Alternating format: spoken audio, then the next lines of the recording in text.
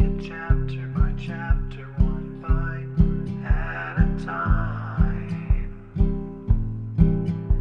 So many adventures and mountains we can climb. Take it word for word, line by line, one bite at a time.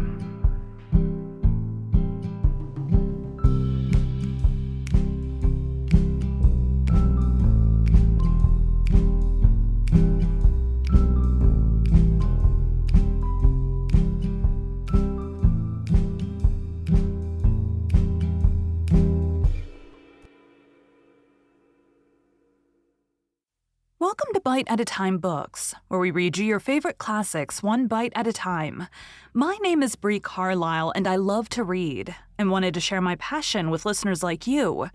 If you want to know what's coming next and vote on upcoming books, sign up for our newsletter at biteatatimebooks.com. Be sure to follow my show on your favorite podcast platform so you get all the new episodes. You can find most of our links in the show notes, but also our website, biteatatimebooks.com, includes all of the links for our show, including to our Patreon to support the show and YouTube, where we have special behind the narration of the episodes. We're part of the Bite at a Time Books Productions Network. If you'd also like to hear what inspired your favorite classic author to write their novels, and what was going on in the world at the time, check out the Bite at a Time Books Behind the Story podcast, wherever you listen to podcasts. Today we'll be continuing Anne's House of Dreams by Lucy Maud Montgomery. Chapter 6. Captain Jim. Old Dr. Dave and Mrs. Dr. Dave had come to the little house to greet the bride and groom. Dr. Dave was a big, jolly, white-whiskered old fellow, and Mrs. Doctor was a trim, rosy-cheeked, silver-haired little lady who took Anne at once to her heart, literally and figuratively. "I'm so glad to see you, dear. You must be real tired. We've got a bite of supper ready, and Captain Jim brought up some trout for you. Captain Jim, where are you? Oh, he slipped out to see to the horse, I suppose. Come upstairs and take your things off." Anne looked about her with bright, appreciative eyes as she followed Mrs. Dr. Dave upstairs. She liked the appearance of her new home very much. It seemed to have the atmosphere of Green Gables and the flavor of her old traditions. "I think I would have found Miss Elizabeth Russell a kindred spirit," she murmured when she was alone in her room. There were 2 windows in it.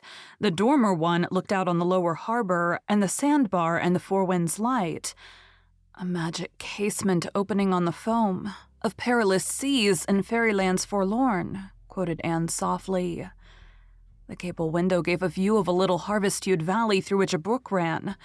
Half a mile up the brook was the only house in sight, an old, rambling gray one surrounded by huge willows through which its windows peered, like shy, seeking eyes into the dusk. Anne wondered who lived there. They would be her nearest neighbors, and she hoped they would be nice. She suddenly found herself thinking of the beautiful girl with the white geese. "Gilbert thought she didn't belong here," mused Anne, "but I feel sure she does. There was something about her that made her part of the sea and the sky and the harbor. Four Winds is in her blood." When Anne went downstairs, Gilbert was standing before the fireplace talking to a stranger. Both turned as Anne entered. "Anne, this is Captain Boyd. Captain Boyd, my wife." It was the first time Gilbert had said "my wife" to anybody but Anne, and he narrowly escaped bursting with the pride of it. The old captain held out a sinewy hand to Anne. They smiled at each other and were friends from that moment. Kindred spirit flashed recognition to kindred spirit. "I'm right down pleased to meet you, Mistress Blythe. And I hope you'll be as happy as the first bride was who came here. I can't wish you no better than that. But your husband doesn't introduce me just exactly right. Captain Jim is my week-a-day name, and you might as well begin as you're certain to end up calling me that. You certainly are a nice little bride, Mistress Blythe. Looking at you sorta makes me feel like I've just been married myself." Amid the laughter that followed, Mrs. Dr. Dave urged Captain Jim to stay and have supper with them. Thank you kindly. 'Twill be a real treat, Mistress Doctor. I mostly has to eat my meals alone with the reflection of my ugly old phiz in a looking-glass opposite for company. 'Tisn't often I have a chance to sit down with two such sweet, purty ladies." Captain Jim's compliments may look very bold on paper, but he paid them with such a gracious, gentle deference of tone and look that the woman upon whom they were bestowed felt that she was being offered a queen's tribute in a kingly fashion. Captain Jim was a high-souled, simple-minded old man, with eternal youth in his eyes and heart.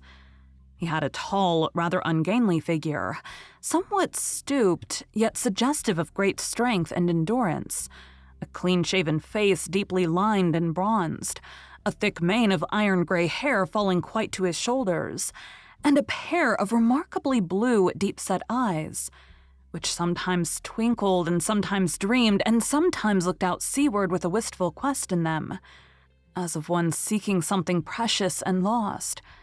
Anne was to learn one day what it was for which Captain Jim looked.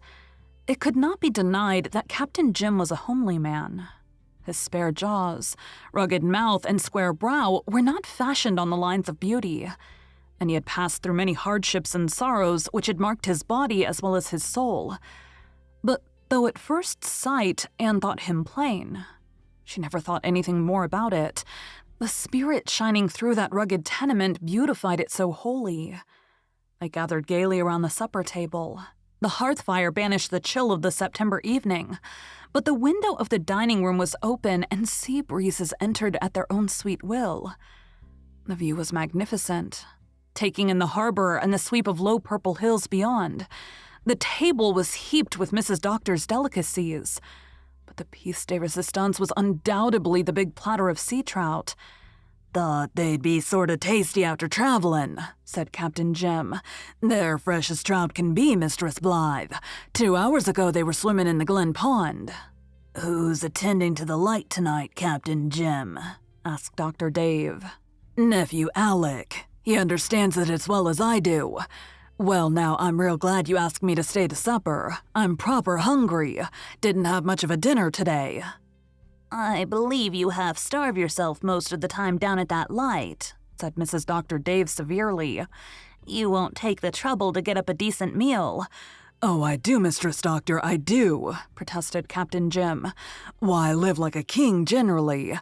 Last night I was up to the Glen and took home 2 pounds of steak. I meant to have a spanking good dinner today." "And what happened to the steak?" asked Mrs. Dr. Dave. "Did you lose it on the way home?" "No." Captain Jim looked sheepish. "Just at bedtime a poor ornery sort of dog came along and asked for a night's lodging. Guess he belonged to some of the fishermen longshore. I couldn't turn the poor cur out. He had a sore foot, so I shut him in the porch with an old bag to lie on and went to bed. But somehow I couldn't sleep.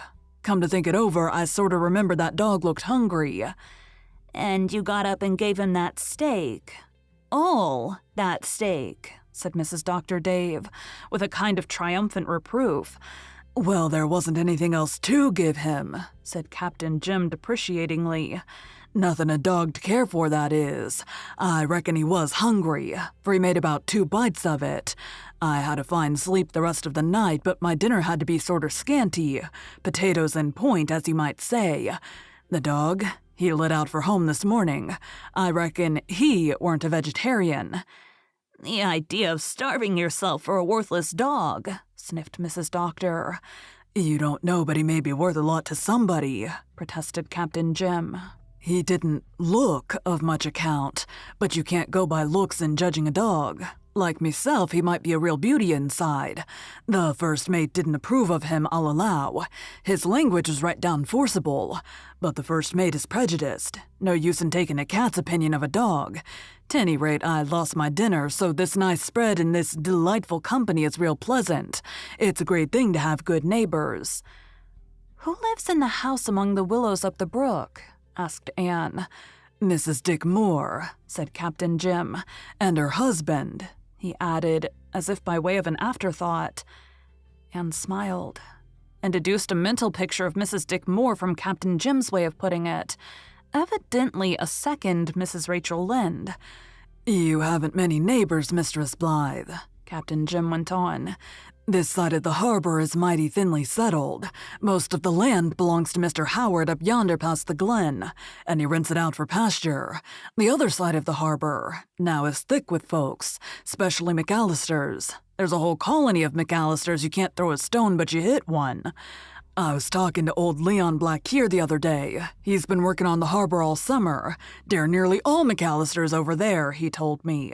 There's Near McAllister and Sandy McAllister and William McAllister and Alec McAllister and Angus McAllister. And I believe there's the Devil McAllister. There are nearly as many Elliots and Crawfords, said Dr. Dave after the laughter had subsided. You know, Gilbert, we folk on this side of Four Winds have an old saying.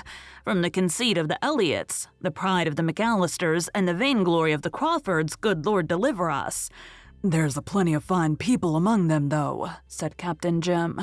I sailed with William Crawford for many a year, and for courage and endurance and truth that man hadn't an equal. They've got brains over on that side of Four Winds. Maybe that's why this side is sort of inclined to pick on 'em. Strange, ain't it? How folks seem to resent anyone being born a mite cleverer than they be.